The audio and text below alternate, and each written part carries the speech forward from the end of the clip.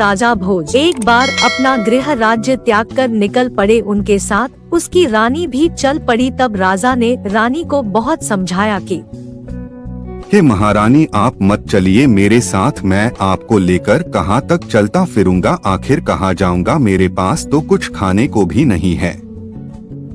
तब रानी बोली, नहीं, मैं आपके साथ ही चलूंगी, मेरी यही धर्म भी है।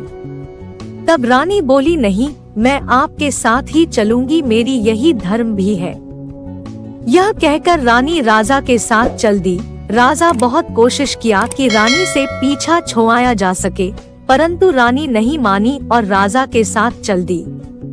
एक दिन जब रानी सो गई, तब राजा रानी को छोड़कर चला गया और जब रानी आँख खुली तो राजा वहाँ नहीं थे।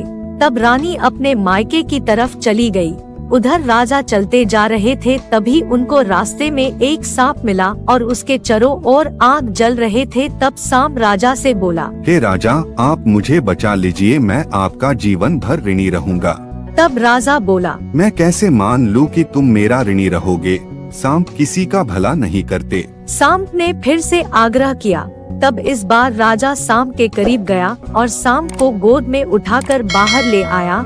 राजा जैसे ही सांप नीचे उतारकर आगे बढ़ा, सांप ने राजा को डस लिया। तब राजा ने कहा, तुमने वही किया जो मैंने कही थी कि सांप किसी का भला नहीं करते हैं, वे किसी को भी डस लेते हैं। मैंने तुम्हारा भला किया है, मैंने तुम्हें डस करके काला कर दिया है। मैंने इसलिए ऐसा किया ताकि तुमको देखकर कोई पहचान न पाए और लोग तुमको नौकरी दे दे जिससे तुम अपने पेट का पालन कर सको। तब राजा बोला, नहीं, तुमने मुझे डस कर मेरा शरीर काला कर दिया, जिससे मैं अब और भी कुरूप लगूंगा।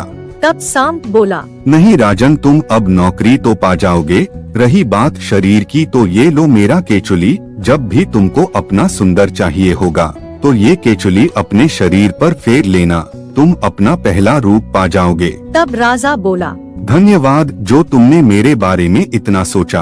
इतना कहकर राजा भोज चल दिए। वह थोड़ी देर बाद एक दूसरे राज्य में पहुंच गए और फिर वह उस राज्य के राजा के दरबार में निहायत ही चले जाते और फिर वापस आ जाते। एक दिन वहाँ का राजा भोज को देखकर पूछा, तुम्हें क्या दिक्कत है जो रोज आते हो और फिर चले जाते हो, क्यों, क्या बात है? राजा भोज कहते हैं, मुझे नौकरी की आवश्यकता है, मैं एक सारथी हूँ, मुझे घोड़ों की भी जानकारी है, मैं घोड़ों की देख रेख कर सकता हूँ। वहाँ का राजा भोज को नौकरी पर रख लेता है और राजा भोज घोड़ों का देख रेख करते हैं। राजा भोज को देवताओं से कई आशीर्वाद प्राप्त थे। एक बार राजा भोज के रथ चलाने के बाद राजा बोला, मैंने आज तक तुम जैसा रथ चालक नहीं देखा। राजा को चलते हुए गिनने का आशीर्वाद प्राप्त था। एक बार जब राजा भोज रथ पर राजा को बैठाकर चला रहे थे, तभी राजा एक पेड़ को बताकर कहे कि इस पर 7,02,000 पत्ते हैं, चाहो तो रथ उतार कर गिन लो। राजा की इस बात पर राजा भोज सारथी रथ उतार कर गिने और बोले, महाराज, आपने बिना गिने कैसे बता दिया कि इतने पत्ते हैं इस पेड़ पर, और सही भी है, जितने आपने गिन के बताया है उतना ही है। तब राजा बोले, हे सारथी, मैं तुमको गिनने की कला अवश्य सिखाऊंगा, लेकिन इसके लिए यह शर्त है कि तुमको भी मुझे रथ चलाना सिखाना होगा। राजा भोज मान गए और वहाँ दूसरी ओर रानी जान गई कि अब ऐसे राजा भोज नहीं मिलेंगे, तो उन्होंने एक योजना बनाई कि क्यों न फिर से स्वयंवर रचाया जाए और शर्त रखी जाए कि जो कोई बिना आग के भोजन बना लेगा, रानी उनसे ही शादी करेंगी। तब उन्होंने अपने पिता के साथ मिलकर स्वयंवर रचा दी और सभी राजाओं को निमंत्रण भेजा कि आज से 7वें दिन रानी का स्वयंवर होगा। और 7वें दिन उस राजा के पास भी निमंत्रण पहुंचा जहां राजा भोज नौकरी करते थे। निमंत्रण सुनते ही राजा ने राजा भोज को बुलाया और सारी बात बताई।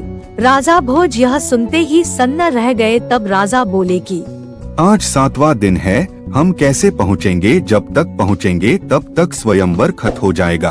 तब राजा भोज बोले, आप चलने की तैयारी कीजिए महाराज, मैं आपको ले चलता हूँ। कितना दूर है ही आप इसकी चिंता न करें, मैं समय पर पहुँचा दूंगा। राजा भोज ने 2 मरियल घोड़े को चुनकर ले लिया। तब राजा ने राजा भोज से कहा, क्यों भाई तुमने 2 मरियल घोड़ों को ले लिया? इतने अच्छे अच्छे घोड़े हैं, उनको ले लेते। नहीं महाराज, अगर उन्हें लेता तो वे 4 दिन लगा देंगे पहुंचने में। मुझे नहीं लगता ये मेरा भार सह पाएंगे। अच्छा चलो भाई, जैसी तुम्हारी इच्छा। राजा भोज राजा को रथ पर बैठाकर निकल पड़े और शहर से बाहर पहुंचकर रथ को हवा में उड़ा दिए। और राजा भोज को आशीर्वाद प्राप्त था तो वे पवन देवता से विनती की हे पवन देवता, 4 दिन लगने वाले समय को कम करके 4 घंटे में पहुंचा दीजिए। रथ पर पवन देवता सवार हो गए और रथ बहुत तेज उड़ने लगा। राजा भोज चला रहे थे और राजा पीछे बैठे हुए थे। थोड़ी देर बाद राजा का रुमाल गिर गया।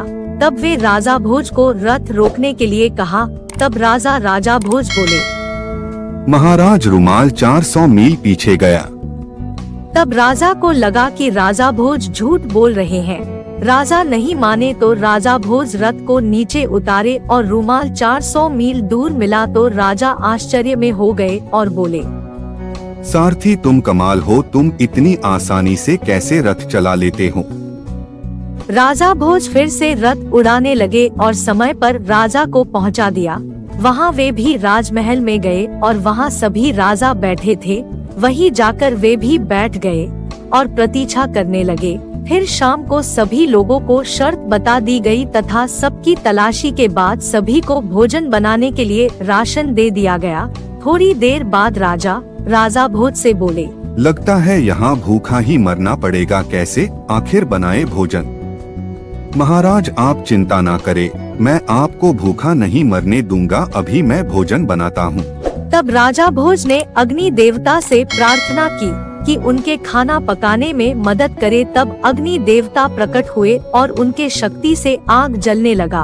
और जब पहरेदारों ने राजा के पास आग जलते हुए देखा तो दंग रह गए और जाकर रानी को बताया कि वह काला आदमी खाना पका रहा है। रानी को पूरा विश्वास था कि राजा भोज के अलावा कोई भी बिना अग्नि के भोजन नहीं पका सकता। और रही बात काले रंग की तो वह भूख दरिद्रता के कारण हो गई होगी। रानी बहुत प्रसन्न हुई और हाथ में दही लेकर राजा के पास पहुंच गई। रानी ने दही को राजा के ऊपर डाल दिया और राजा का हाथ पकड़कर महल में ले गई और बोली, हे मानव, तुम्हें ईश्वर की शपथ है, सच बताओ कि क्या तुम ही राजा भोज हो? हाँ, मैं ही राजा भोज हूँ। आपका ये हाल कैसे हो गया? आप काले कैसे हो गए? मेरा यह हाल एक सांप ने किया। उसने मेरी मदद की। मेरा रंग गोरा होने के कारण मुझे कोई नौकरी नहीं दे रहा था। जब मैं काला हो गया तो मुझे नौकरी मिल गई। राजा भोज ने सारी बातें रानी को बताई।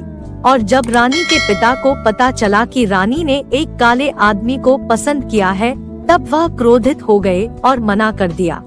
तब रानी ने सारी बातें अपने पिता को बताई और राजा केचुली लाकर अपने शरीर पर सहलाए। तब फिर से वह अपने रूप में आ गए और दोनों साथ में रहने लगे। और नगर में आए सभी राजाओं का आदर सत्कार हुआ और वे चले गए और नगर के सारे लोग बहुत खुश हुए।